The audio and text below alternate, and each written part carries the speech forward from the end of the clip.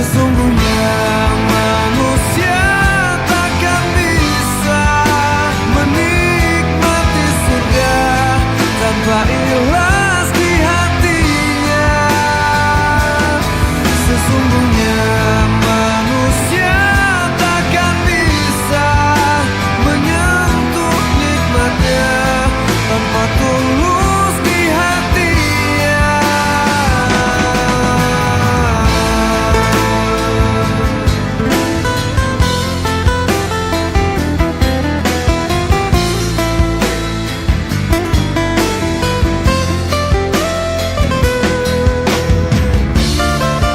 Buka pintunya Putri, ibu mau masuk.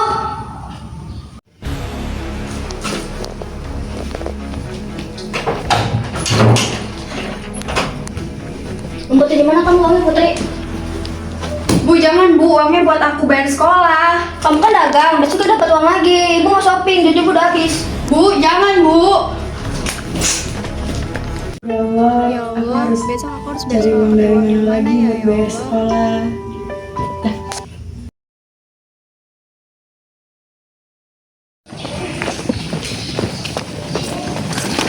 Aduh, gimana sih? Yang bener dong. Kelihatannya dia Bentar ya. Bawain tas gua. Nih sekalian nih. Bawain tas gua. Dasar anak kampung, jangan Kampung. kecantilan deh. Kasih. Bye-bye.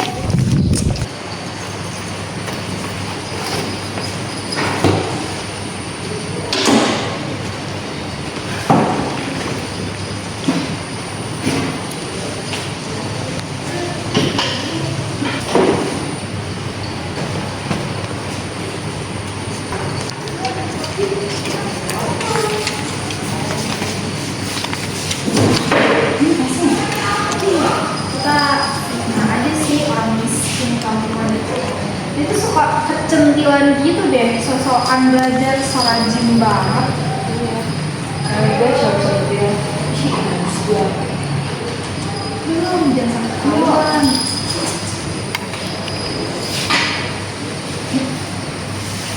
Lu diem aja ya. Awas tuh.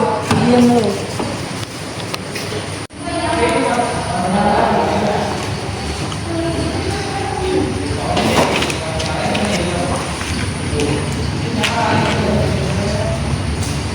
Kantin yuk. Boleh, ayo udah aus banget tadi. Udah duduk kali ya tadi di tas. Itu nggak ada ya?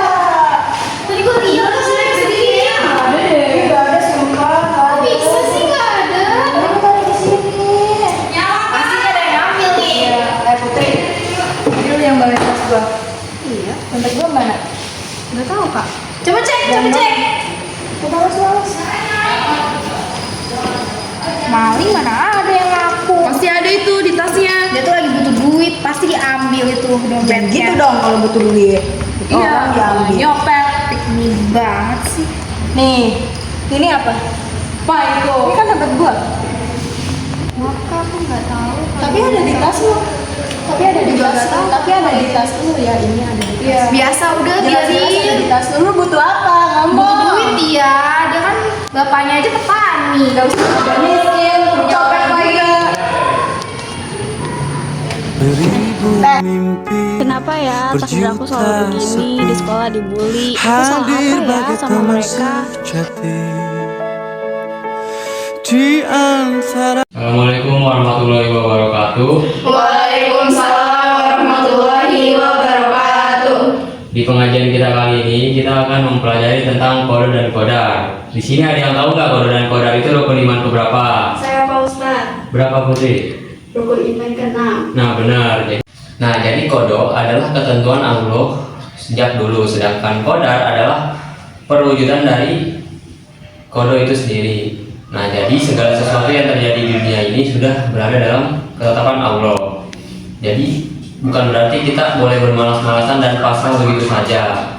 Takdir itu ada dua, yaitu takdir mu'alaf, yaitu takdir yang bisa diubah dengan usaha dan waktu. Sedangkan yang kedua adalah takdir mubrom, yaitu takdir yang tidak bisa diubah sama sekali. Contohnya kelahiran dan kematian kita. Allah berfirman dalam Quran surat Ar-Rod ayat 11 yang berbunyi, Innallaha la yughayyiru ma biqaumin hatta yughayyiru ma bi anfusihim. Yang artinya Allah tidak akan mengubah nasib suatu kaum kecuali jika mereka mengubah apa yang ada pada diri mereka sendiri. Jadi tugas kita adalah selalu berusaha, berdoa dan tawakal kepada Allah. Jika nasib kita baik, kita harus bersyukur.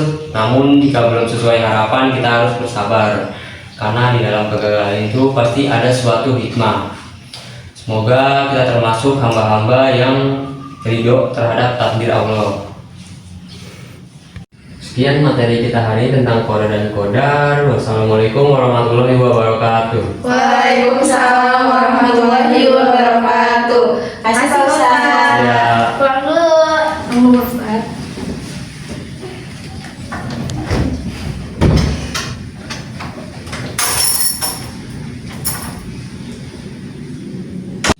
Putri, kenapa kok murung gitu? Saya boleh cerita nggak Pak Ustaz? Boleh. Putri mau cerita apa?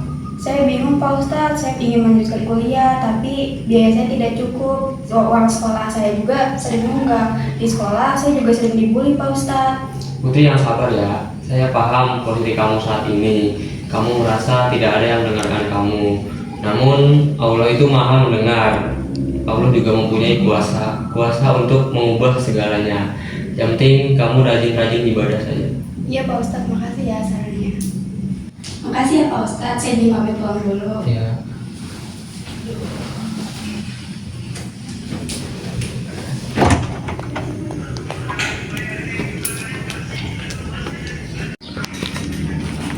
Putri, ngapain aja lo di dalam, lama banget. Segala cerita-cerita pengen banget dikasihin sama Pak Ustadz. Isi lo caper ya? Caper banget sih jadi cewek genit. Biar kelihatan kita bodoh, jawab-jawab kayak gitu ke Pak Ustaz. Banget pinter. Maaf Pak, aku tadi cuma jawab kalian Pak Ustaz aja. Udah cabut. Udah jelas dasar cewek caper. Ada apa datang ke sini? Ini saya ingin meminjam uang 1 juta, juragan. Sebenarnya saya bisa aja ngasih kamu segitu, tapi jaminan kamu apa? Ini sertifikat rumah juragan sebagai jaminannya. Oke, saya cek dulu ya.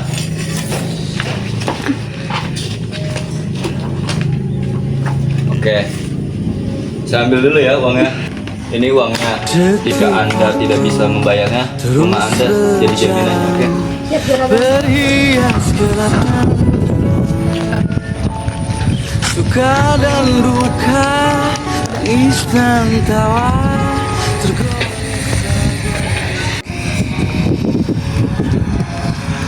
Pak, ini bekal makan siangnya. Oh, ya nak, makasih. Capek nggak Pak? Capek nak. Pak, sebenarnya aku tuh pengen kuliah. Kalau untuk kuliah, uang bapak tidak cukup. Wah, ya udah deh Pak, aku pamit pulang dulu ya. Oh ya udah, makasih lo ya. Iya Pak. Woi, Bu Ida, berhenti lo.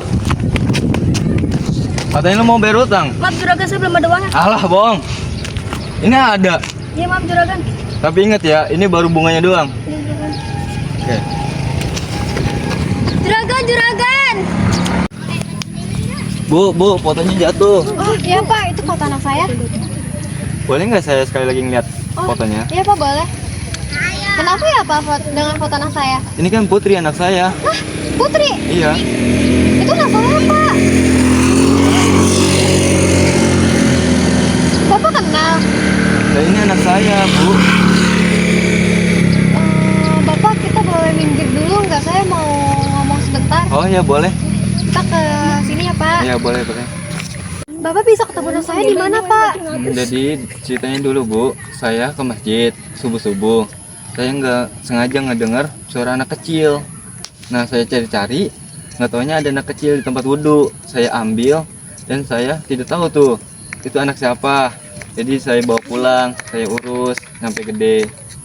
Dulu Putri itu anak saya Pak. Saya dulu waktu tidur tiba-tiba Putri diculik. Saya nggak tahu diculik sama siapa. Tiba-tiba pas saya bangun tidur Putri udah nggak ada Pak. Bapak, saya benar-benar terima kasih banget sama Bapak karena Bapak udah nemuin Putri dan ngerawat Putri sampai besar ini. Kalau boleh saya mau ngeliat Putri Pak, dan saya bakal ngebiayain Bapak dan Putri sampai pendidikannya selesai, dan saya bakal ngejamin hidup Bapak sama Ibu bakal sukses. Terima kasih ya Pak. Ya, Bu, sama-sama. bagai